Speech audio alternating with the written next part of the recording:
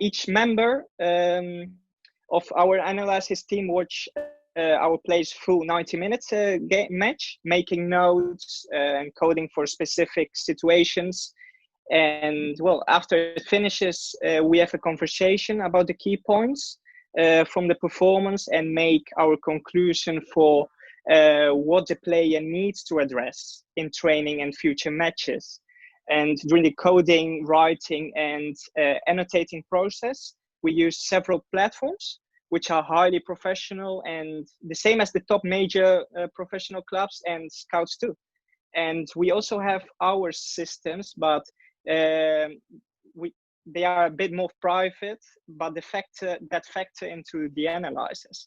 So particularly with the pre-match analysis, because we know our players inside out, including their every strength and weaknesses, we ensure that these analyses allow them to exploit their advantages over their position and also prevent situations where they would be at a disadvantage. Mm-hmm. And then when it comes to the post-match, we analyze off to intent.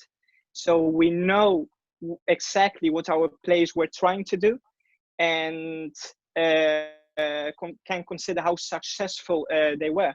So this is something that is often forgotten in analysis, but really important. As I was born here in Spain and lived here, so I was playing in an amateur club here, and my experience, I've been visiting a lot of football matches, and as my dad is an interviewer as well, he interviewed a lot of professional football players. So I picked notes since I was a child, and I picked several notes also on the analysis, what their vision was at the game. We send the documents with the footage and audio explanations to the player. Almost always they will understand the points with ease, but they also have access to our analysis team for questions and even our director. As we have been analyzing players from different leagues, nationalities, and that speak different languages, we also have many language skills in our team, so can feedback in the player's own language. You might find it interesting that even when we work with the best Champions League players, our analysis can appear critical because we focus so much on improvements, and the feedback is sometimes harsh, but our players understand why this is. So we earn respect through the large improvements we make to the players' games, and we have a good friendship with them always. This is because they know we care about them and helping them make the most out of their career. So we will always tell our honest feedback and give the exact methods for how to improve. Pre and post-match analysis, we have two main focuses, being our players' strengths and areas for improvement. Mm-hmm. So specifically the latter, as we can be perfectionists with an eye for detail, always aiming to make skills sharper than they currently are. So we are very position specific and more so player specific, and the attributes we look for can change with every player. So we also look for a performance on a few levels in our analysis. For example, we can consider an attempt pass in many ways, as progressive passing decision making, or just on the ball decision making. But these are different levels of detail which we might consider for the same pass. And even if it was perfect in the first level, being an accurate forwards pass, maybe it wasn't the best pass available. So, or the best decision on the ball. So there are many levels to our analysis. And we also look at the statistical data a lot. So, however, our greatest asset is that our team has both expertise in tactical knowledge and an analysis systems. So therefore we have both we can both combine both the roles at clubs. I think the analysis teams don't always have strong tactical knowledge, and equally the managers rarely crunch the analytical data in the same way. So realistically, you need to be able to do both to give great analysis that will lead to large improvements. For instance, if our player makes a cross and it's blocked, but it led to a corner, then the stats say that it was an unsuccessful cross. But ultimately, we know that this is usually a successful action. So we don't rely on statistical data, but it does have great uses in some places.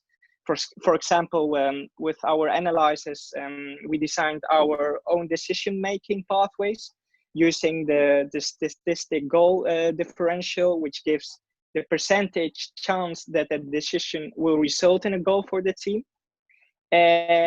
minus the percentage chance that it will result in a goal conceded. So we can determine how efficient any decision a player makes will be, and use this in our analysis to point out times when our plays could be more progressive, or when they could have played safer if a ball wasn't actually on. So it also extends to off-ball decisions, such as the movements a player makes. So we have tools like this, which in combination with our knowledge also give insight on what we are looking for. There are a few components which you can see in all of our analysis. We are really goal-orientated, so we don't waste time on useless information. We have 15 minutes of a player's time after a match to give the most important information quickly. And these are always relevant points that will lead to improvement in performance. And with this, we are highly informative as well. Many of our players tell us that they have never received as much attention in detail as they do with us. We know that our players are really smart, intelligent footballers, and we are also really specific.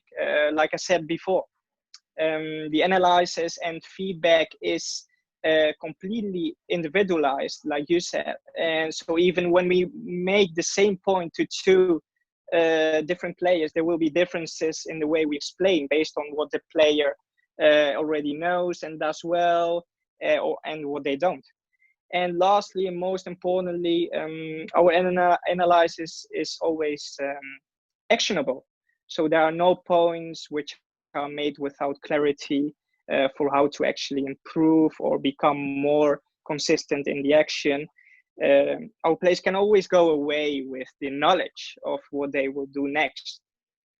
And we did talk about the pre-match and post-match analysis, but my final point is that we also write other analysis that cater to semi-pros, amateurs and youth players that don't have the same access to footage. Particularly with our positional guides, players can bring us topics and in game situations which they can develop. So our analysis shows then how the greatest professionals in the position perform these actions and how they can apply it into their games.